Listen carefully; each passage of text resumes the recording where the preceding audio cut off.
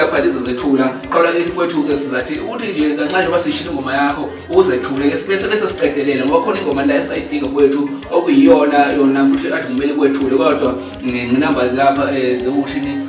ayitholakali kahle hle lapha kodwa sayidinga futhi sasiyithole khawungeze isho yephela singayidlali leyo ngoma leyo qala ke mfowethu uzethule kubalaleli nabathandi bomculo kaMaskande ngaphansi kweBredo uhlelo seCokoza Maskande Show.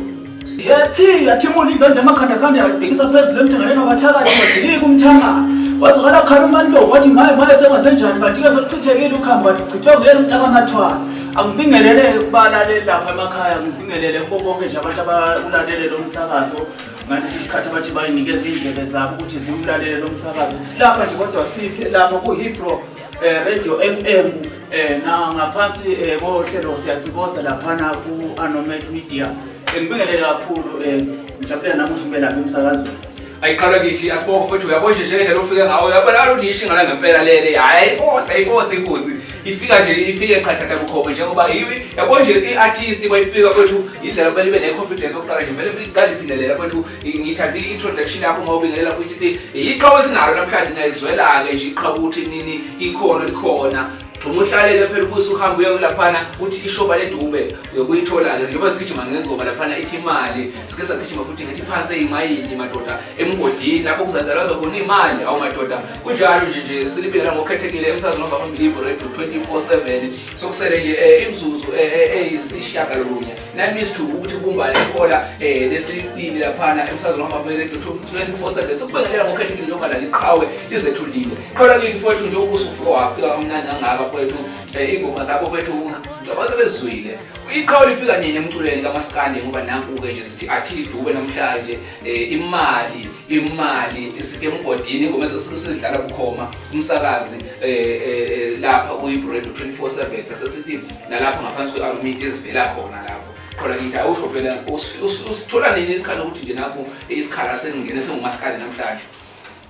engakusho kakhulu kubalaleli ishoba leDube kusho ukuthi selinesikhathi nje likhona endimeni yomculo kodwa belingaveli lisebhizi ngokunye nakunye okusho ukuthi indaba yokucula kusho ukuthi ngiqale ngo2010 kodwa mangiqala ngo2010 kusho ukuthi bengisebenza namanye amadoda aseNquthu after that ke sahlangana kanjalo ke kusho ukuthi saphinda sahlukana ngokomsebenzi abanye sebeyale abanye bayale ngoyikho nje ukuthi ukuchitheke leyo nto sathi siyayenza wase kuthi ngo2015 ngasohlangana nenye insizwa nayo eyasehluhluwe sahlangana nje ngazo lezi igince njengoba kusho ukuthi singabantu nje bayithanda igiciko kusho ukuthi kwasuka ke lapho ke sahlangana nale ndoda sahlanganisa lokho sekuhlanganisayo kusho ukuthi sasesiplana nje sizinsiza ukuthi no man lento kusho ukuthi ngoba siyayithanda sobabili saqala nje kancane ukuthi siyayidlalela igince nje siyigxumela lapho kuma amplifier siyidlalela ngomnjalo sasesifikela umqondo ke manje ukuthi ake senze into mhlambe engasiphikisa noma kusasa saqala ke lapho ke sathenga ke ama tools e-studios kusho ukuthi saqala ke lapho ke saqala ukuxana ne-studio singazi lutho nje sonke sidonsana nje kusho ukuthi bekuyizimpumputhe nje kodwa ke sahamba sayithola indlela engikhuluma kumanje lezi ingoma ezikhala manje ingoma eziphuma e-studio esikhandwe ishoba leDube kunye nokhulekana umfamcambi lapha ngase Orange Farm injalo ke nje kusho ukuthi senze kanjalo ke studio sazokhipha ke iEP bengihamba nayo insizwa le engiphulekana umfamcambi so iEP la khona liphume last year kusho ukuthi beku October kuya kuNovember lapha ya awusuka madoda njengoba liyalezi iqhawe lapha madoda wathili Dube uyakuveza ke ukuthi nini ufika nini lapha endimeni kaMaskande madoda ngo2010 futhi uyasebenza nabantu baseNquthu madoda liyazi ukuthi iNquthu kuMaskande yilapho ukuqhamuka khona askisi lapho sithi madoda sengikhishwa la ngamathe ngikhuluma indaba ezimnandi la ophuma khona umgqumeni okuyilona iqhawe elaqhambisa umaskandi niyazile nje makhuluma ngencuthu nje khuluma ngomaskandi yilapho vele kuphekwa khona phela lozolo lwento so njengoba iqhawula kithi kwethu ukuthi uhlanganela la madoda la uphuthalela umculo la uthanda laze la enza noma istudio esikhuluma namhlanje ingoma lezi esizizwa zimnandi ngale ndlela eqala ukwenza kwethu istudio lesesiphekwe yinina ngenxa yothando lokukhuthalela umculo lokucikoza nje lihambela zilahamba sizelahamba lezi studio esinengoma ezingamandla istudio fethu sihlangana nini njengoba nje sesinengoma uthi ikhiphe ngonyaka odlule usho ukuthi bekwe EP leyo istudio sihlangana njengoba uthe ngo2010 usho lokho izabalaza lapho lifunda iginqa li practice leza yonke into eyubuciko istudio sihlangana lapho ukuthi hayi madoda nakho istudio sesihlangene manje ungasibeka nje mhlawumbe kumlaleli emakhaya ukuthi istudio siphelele nini ifinal ukuthi yonke into ithuluzi konke kodwa ubhataniswa naku sokuphelele ifinal engakusho ngestudio istudio kusho ukuthi sisiqala lapha ngoba kuhlangana kwami nale ndoda lengikhuleka nje kungu2015 ngoba 2015 yesapusha ke nje lokho sidlala izigidi wathi ngo2021 saqala ke lapho ukuthi sihlanganise indaba yokuthi singayenza istudio kwathi 2022 kwase kuyacaca ke lapho ukuthi kwenzakalani and then ke engingakusho manje istudio ukuthi engingasho ukuthi umsebenzi sikhipha kahle singabe sinonyaka noma ngathi unyaka nehafu nje sengiyizwa nami ukuthi manje sokuphuma into sokuhlangene yonke nje umkenenezo zonke nje lapho ikinobho sezikhona seyikhala bukhoma amadoda kusho ukuthi ke ungasho futhi amaqhawe asekhiqizo lapho ungabala nje amabili amathathu esiwaziyo nathi asemkantshubomvu asekasondela akhipha ingoma kodwa mhlasimbe nomlaleli ngafuna ukuthi akale ngalokho ukuthi kanti bani sekwafika estudio sikanje ake kufuthi sibe nomamela ingoma yakhe noma eyakho sesike sagijima ngayo ephuma kuleso studio kwethu futhi sacala ukuthi nje usinikeze negama lestudio ke ubusuchaza ukuthi nini amaqhawe nje ambalwa noma amaqhawe noma nje umuntu osemkantshubomvu endimeni kaMaskandi noma icikweni ubani oseke wafika lapha estudio wakhipha leyo mpahla leyo. Okay, engingakusho ke kusho ukuthi istudio njengoba nje sesikhona sekukhona nje amaqhawe ambalwa nje asefikile laphana esengingabala ngithi abanye benza ama featuring okusho ukuthi ngasho abaculi nje sebaziwa nje abadumile kusho ukuthi kuye wafika lapha into wazi lapha nibonakele yazo recorder nayo izofishara omunye umjida lapha bazofika khona futhi iyinsizwa bathi ngimehla-bomvu nayo iyafika laphana kukhona ijude elihle khona neyinsizwa bathi ngiphotha amanzi khona idlangamandla khona baningi nje sasibafile hayi befuna nje ukuthi ufakele umlaleli ngizela ukuthi abalaleli bayathanda phela amabhinqa uqhathanisa ukuthi ke ufuna ukuthi ayozwa ukuthi isho istudio ukuze mhlasimbe neqhawe lakhe naye mhlasimbe njengeqhawe phela kulalela amaciko balaleli umsakazo ophambili radio basilalele kukhoma kusho ukuthi bangafisa futhi ke istudio sipolisa ukusho ndobala kwethu amandla azo mina ngisengike ngasizwa ngaphambilini ingoma ehlukile ukuthi nje ngeke uyisole ngeke uyisole nemali yakho ukuthi uhambe nje laphana igama mhlasimbe bese sidibele ukuthi uveze qawe igama lestudio kuthiwa isiphi studio igama lestudio kuthiwa MBS Studios MBS Studio kusho ukuthi liyatholakala nje iqhumana noma mhlasimbe kumele kube nenamba ekhishwayo lapho yakhona inamba ekhishwayo and then sengingasho nabo TikTok nokusiposta kakhulu lapha noma ngena lapha kushoba lethu studio MBS Studio ke mlaleli lapha ku TikTok posto ibhalwe MVC Studio or ngaphansi kwegama leathile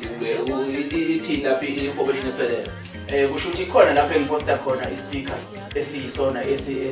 information yonke studio alright yonke lemisebenzi lapha engiyifakayo lapha ngiyafaka ngaphansi ukuthi iphuma e-studio yesini sibonga lapho qhawula kithi mfowethu kuyezwakala ngicabanga ukuthi umlaleli usumbekile esithombeni sinamanani aphezuluni noma ke ngoba siqala ngemali enkulu noma siqala ngemali encane usithini ngento ukuthi abantu bengasondela lamavukani athanda ukuthi yabona yabona nje emkhukhini amavukani so ke yabo nje ngizwe ukuthi ke yabo ufethu ukhipha information ukuthi bagijima bazogcwala lapha estudio kodwa mina ngokwami mfethu Ngingajabulela ukuthi noma kuthiwa amavukana amaningi azogcwala ngoba istudio ngiyasethemba ngezinga laso futhi ungasasicompare namanye nezinye istudio isikhiphe ilozolo lesikhipha amandla futhi sinamandla sinesiqu futhi ngendlela yaso naso. Studio kusho ukuthi studio nje sona studio nje esisanqobeka kakhulu mangiqhathanisa nezinye istudio sona sashipha impela manje ngoba i-single track sisayibiza nge-300 and then bese kuthi i-EP from kuma track esuka ku1 siya ku8 i-1500 bese kuthi ke i-album i-2000 okushuthi nje i-studio nje sasephansi kakhulu nje nama price engasho ukuthi mabe khona abafowethu nodadewethu abangabe befuna ukuthi bezofika nabo bezothi qopha nje umlando kuleso studio bengakwazi ukuthi befike nje laphana sisebenze nabo futhi into engizoyisho ukuthi lapha ya insimbi konke ama keyboard ubass guitar kusho ukuthi sisawudlala nje mahala laphana wena okwakunjuza nengoma ke laphana siya shaya into yakho amadoda amanani aphansi futhi e-studio esinamandla esinesiqu angilitsheli ngoba mhlasibe ngiyalahlekisa ngitshela ke mina ngoba ngisazi futhi ke nginethemba ukuthi abanye bengasizakala ngoba yeke ngizwe ihlazo ngempela kwezinye izikhoshoto zethu ukuthi umuntu unekhono kodwa ke manje kuyemkhukhwini niyazi imkhukhu phela niyazi ke uma ubonakele sebengafika lapha mina nami nginamandla nesiqi saso wethu ngeke uzuyisole uxhumana naliqhawe laphana izothatha lokubeke inamba kwethu awusho inamba etholakala e-studio noma yakho uvele nje umnikeze ulalele emakhaya. Okay kusho ukuthi inamba engingasho ngithi ungayithola laphana ungathola yami ke uqobo usho ukuthi 0810966625 ungayiphinda futhi 0810 96625 hayi usenizweleke mina nje akhola phoni everyone osafika nje yabo sekhuluma isingisi ivukani ke vukani thinda naye istudio singcono ke lesi futhi ke nje ngiyakuphinda lokho istudio singcono mavukani neke usiphoxa lapho ngoba siyingoma zeni ihlazo ngempela umuntu ke yabo nje usuku lokho uthi hayi ucula khawusa kweseka kodwa nje usiza ukuthi nje uhlaza nje lesi studio ngiyathemba mina zama khona nxa usaqala uzama khona uqala khona futhi ke mahala hayi into eningi nje okusho uqala kithi sisentengo nephansi kakhulu sondela nje lapha uthole ukulekeleleka qala kithi futhi njengoba ke futhi nje ngicabanga ukuthi ngibambe nje isaphuma lapha elakhunjene emlonyeni ngisakwazi ukubuza bethu ukuthi unikeze umlaleli emakhaya ukuthi uShobela Dube ubani uqhamuka kuphi simbona namhlanje sithi uShobela Dube ubani uqhamuka kuphi futhi ke nje emculweni uthanda ukhuthazwe ubani ukhuthazwe ubani uzathanda umculo. Okay kodwa mdala kusho ukuthi iShobela Dube kusho ukuthi igama lokuzalwa ngathi Dube Sibongo engiqhamuka esigodini endabeni eKhalamanzi lapho ngathi nawe mawuthanda khona ngafika nje uma uzoyibonela khona ezindaweni ezihlaza nje zihlaza njalo nje. Mfethu ucabanga ukuthi uhambe kancane ngoba ngicabanga ukuthi umuntu wesigodini endabeni egcina amanzi hayi yabo nje iqedelela qhawe